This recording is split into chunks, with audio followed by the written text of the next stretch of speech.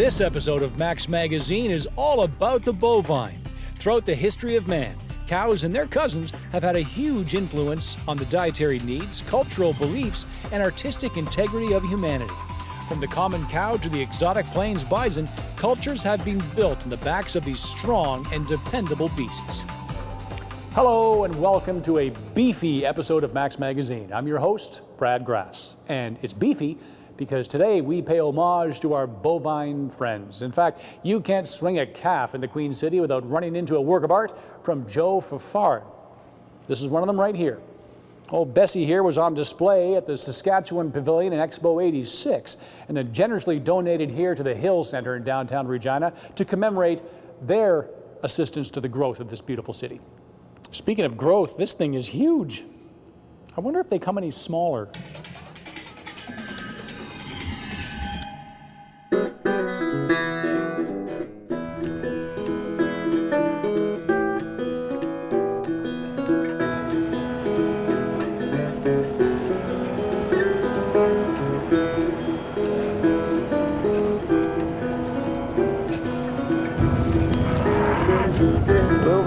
Gets their attention.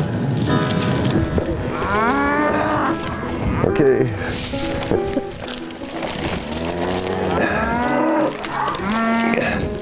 This one has befriended me. I've done nothing special to warrant the attention. She just thinks she's human or something. And she's always in your pocket when it's feeding time. Aren't you? Huh? Okay. You know, well, I liked animals. And here I am on a piece of land that's got some marginal land that's suitable for livestock, suitable for raising hay, and so we started out with sheep. And we're right here beside the river, and the coyotes lived there, and the coyotes ended up liking the sheep even better than I did. So I decided that wasn't the thing. And somebody had left me a goat as a bit of a joke, and well, we raised goats. I had purebred Sannons for a number of years. They created a bit of a fight for the coyotes, but it was the same issue. The coyotes liked them better than I did. So then being a city dude, I didn't like the idea of big cows, but I heard there were little cows. So I went looking, and this is what I came up with.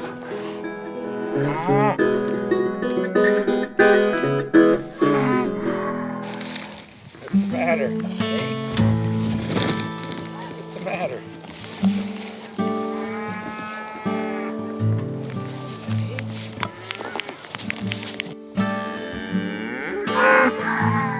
What's the matter, Coco? Dexter Cattle originate in Ireland. They were used by small landholders over there, and they're a dual-purpose animal. So you use them for milk and beef. They have been used on ships when people were coming over on ships because they are smaller and less waste and less feed needed. So within the Dexter breed, there are 3 colors. There's black, which is the most common, dun, and then the red, which is not quite as common as the other 2 colors.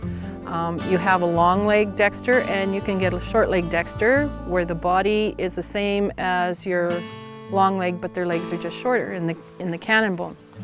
The cows, according to standard, at 3 years of age are no bigger than 900 pounds. And the bulls, according to standard, at 3 years of age are no heavier than 1,100 pounds. And we have tried a little experiment. We fed 3 large breed cows on a bale for a week, and we put 6 Dexters on the same amount of feed for the same amount of time.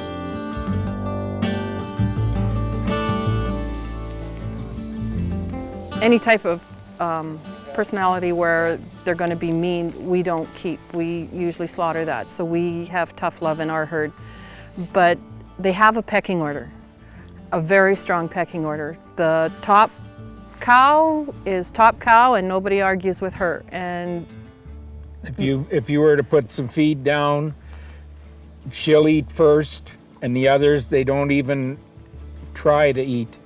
They let her, and then when she's done, then the others will eat. but she's the boss and she eats first. Yeah, and when we're transporting them to pasture, we have to be careful who we put in the load together, because they can be mean with their horns, and that's part of the pecking order. They are a very vocal animal. They get into a routine quicker than we do. I find they're easier to handle than the big breeds because they load easier, in my mind. They are smaller, so you don't have quite as much beef coming at you when they do decide to chase. Not as intimidating as a 2,000-pound bull's coming at you. Well, you know, you kind of turn tail, but these, well, they're a little smaller, so they're not quite as intimidating as the others. Yeah, a bull is a bull. Whether it's this tall or this tall, it's still, you still have to regard it as a bull. You're not going to just say, oh, well, you're small, so we don't have to worry about you. But I'm always cautious at calving time, but after the calves are past a certain age, then I don't worry about the cows. I feel pretty safe amongst them. We're trying to get empty nesters started with the beef, because then they don't have as much meat to go through as they do if they slaughter a large animal. I love them myself, and not everybody's like me, but I can't see why I wouldn't recommend to any small holdings operator at all that this is the animal to have there. They'll come and eat out of your pocket. And how many cows do you get coming like this? And that one old girl, she was trying to eat right out of my bucket before I even gave it to them, you know. And she's like that all the time. That's not unique today. That's the way she is. The more I'm around them, the more I like them. And maybe that's because the more they like me then, too. Now you created a rodeo. Look at that. Look at them go.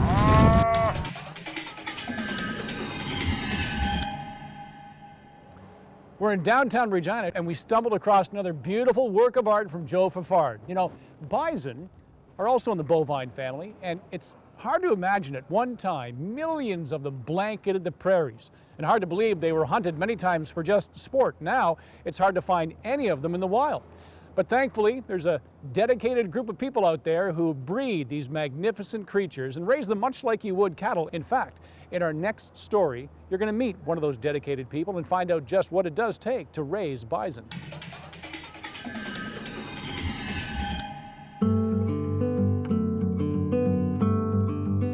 So within about the last 30 years, bison farming has becoming more popular in Saskatchewan.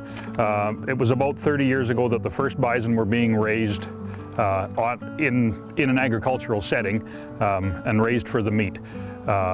Today we're at about 300 producers in the province. We've got close to 40,000 animals in Saskatchewan now. I grew up on a dairy farm and a grain farm, and in the late 80s, early 90s, the big focus was on diversifying farms. We had looked at different ways that we could diversify our farm and stay viable and try to stay on the farm. So we started looking into different opportunities, and we came up with bison. It was a new, upcoming industry, and it looked pretty exciting to us. I think 101 and 102. No, that's a young bull, I think. Yeah, and that is the old cow that we tried to do embryo work with, and she hurt one back foot bad. Oh, so what I want to do is I want to clean this pen out real soon here, and then put her and a few others in. There's another one out in the pasture. We bought our first animals from another rancher in Manitoba who did a lot of work helping people get started into the industry. And from there it just grew. So we're up to about 60 cows. We've got a total of about 120 animals on the farm right now. Bison are a little harder to handle. They're indigenous to this part of the country, so they can take care of themselves quite well, but they don't like being handled. So the first thing we have to do is our perimeter fences. We try to maintain at least a 5-foot high fence. Bison can jump. Bison are very quick, very agile. They look pretty docile when they're out in the open, but they're an amazingly fast animal. So when I was talking about handling facilities being substantial, this is a typical alleyway where we bring the bison through. So it has to be, you know, substantially higher and heavier built than other livestock purposes. In Saskatchewan, we have plains bison and wood bison. Fundamentally, they're all the same. Scientifically, they're the same. Woods bison tend to be a little bit taller, a little larger framed animal than the plains. We raise straight plains bison here. That animal would have typically been the animal that was found in this area. Bison have about 10 times as many hair follicles as beef cattle do. That's why in the wintertime we don't have to provide shelter for them. We don't have to provide extra bedding. They don't want to come into a barn or a shelter. They don't want to lay in straw. They just prefer to be on their own out in the snow, and as long as they've got good quality feed during the winter, they survive quite fine. Well, the males tend to be a little bit larger for the most part on the mature animals. The main difference we can tell is by the horns. The male's horns are a lot larger at the base and just a heavier horn. All bison have horns, but the cow's horns are quite a bit slighter. They're narrower, not as large at the base as the bull's horns are. A bison's horns will grow just about their whole life. The older a bison gets, the more its horns will curl in at the tops. So the old mature cows, their horns are almost pointing at each other. The young yearlings are just about sticking straight out. And the main reason for raising bison is for the meat.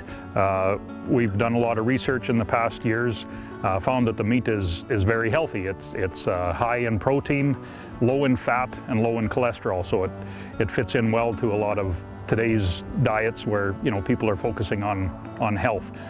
There are byproducts to the bison. When I'm doing work with students, I'm showing them, you know, the different things that we can do. This is leather made out of a bison hide. These are some old chaps that I got. I wear them in the wintertime. The leather is very strong, very sturdy, lasts for almost forever. This is a vest or a robe made out of a bison. You can see how thick their hair is. Okay, and this is just an old skull that I've got. And some different things that we can do with the horns. These two horns would have come off of the same animal. We've polished this one up to show that you know, they can be used for decoration. The First Nations people had many uses for the bison. They could get nearly everything they needed to survive just from this one animal. It was very important to their life. They could get food, clothing, shelter, and tools all from this animal. That's why it was so very important to them. Bison are a very tough animal. Once they do start looking like they're ill, generally they're very ill. They're very hardy, strong animal. It takes a lot to make a bison look sick. If you do have one, it's time to get a vet in to help you out. We try not to put them in close confinement for long periods of time. It tends to be hard on the bison, so they like to have lots of space that they can move around a lot in. Bison don't require a lot of maintenance, a lot of care. Like day to day, as long as they've got feed and water, they're pretty healthy on their own. They're able to take care of themselves quite fine.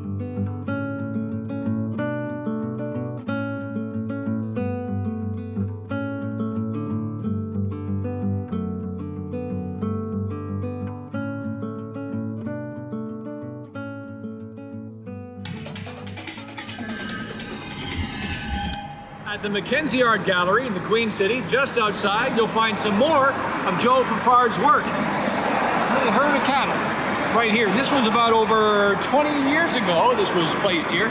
Some of Joe's earlier work, a little family of cows, which reminds me of an event that's happening right now across the country that relates to Joe's family, Joe and his son Joel. It's good to see you all here. This tour has taken us to all kinds of venues. We're playing a cathedral at the Museum of Civilization in Quebec City. We're playing vineyards. We're playing art galleries. And this is the jazz club on the tour. I wasn't sure how that was going to go, but I think the art looks fantastic over there. And we're just really excited to be here. I think it's just kind of an idea that's been there for a long time. People have been requesting, oh, I said, why don't you and your dad do something together? And I think he's heard the reverse of that.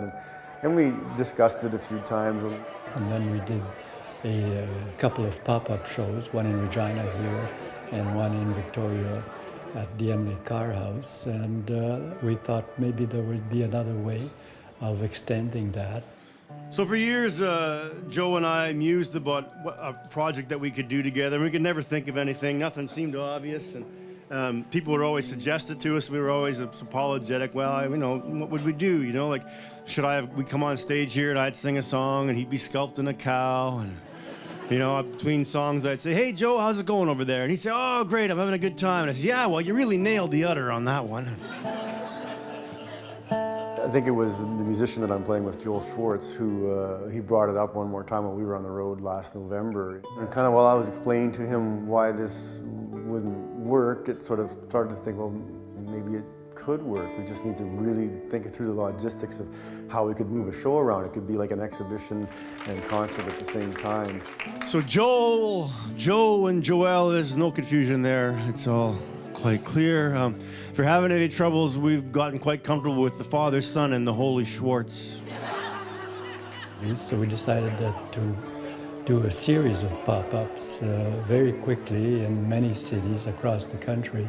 So we would travel a show that could be installed in various venues, along with a performance by the musicians to entertain people and whatnot. So rabbit on a log, ain't got no rabbit dog. I hate to see that rabbit get away. Get away, get away. I hate to see that rabbit get away. On my father's part, this is a whole lot of new subject matter, and a lot of it's inspired by the song titles that are on the album, but instead of the usual cows and horses that he's famous for, he decided to do the animals of Canada, since it's a Cross Canada tour, and he sort of based some of those animals and the poses of those animals on the song titles.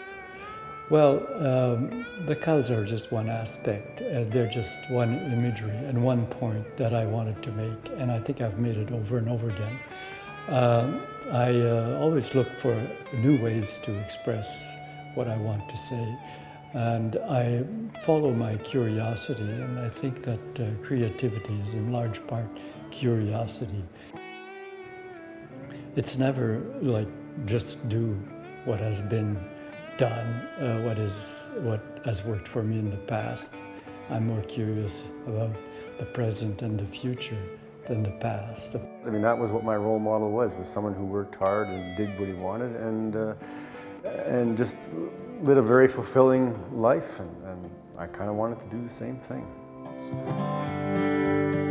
Walking boss, walking boss, walking boss. I don't belong to you. I belong, I belong, I belong. And still driving crew.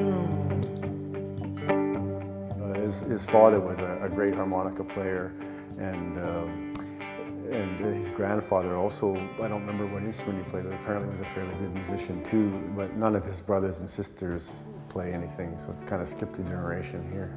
For some reason, I think I have more ability to express myself in 3D than in 2D.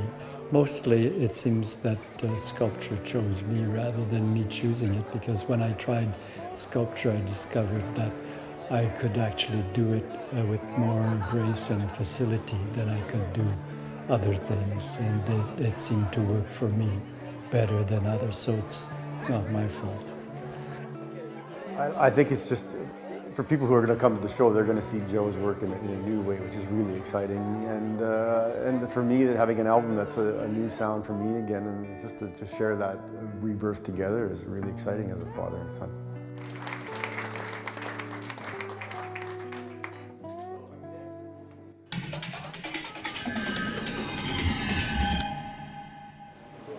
So if you're a fan of Joe Fafard, like I'm a fan of Joe Fafard, you got to get yourself to the Queen City to check out his beautiful works of art. Admittedly, kind of big and expensive to take home, but get yourself to Desart Suites on 13th Avenue in Regina and you can take home a Joe Fafard original. Okay, not original, but Joe Fafard made the clay mold which Hardman House used to make these solid chocolate cows, well, a cow and a bull. They're $30 each, and 10% of the proceeds goes to the Jane Turnbull Evans Memorial at the Saskatchewan Foundation of the Arts. Delicious and a good cause. And with that, we wrap up a bovine-tastic episode of Max Magazine. Until next time. Done all I can do, but I can't get along with you. I can't get along with you. Payday, payday, payday. I can't get along with you. Payday.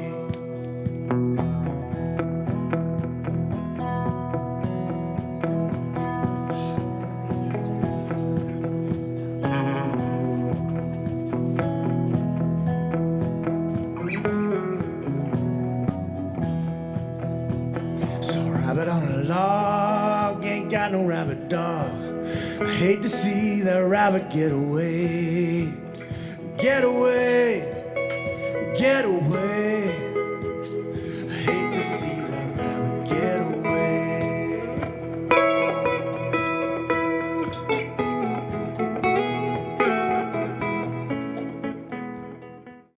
If you have program ideas that you'd like to see on Local On Demand, write us at max.local@sasktel.com. Max Local programming is now available online at maxonline.sasktel.com.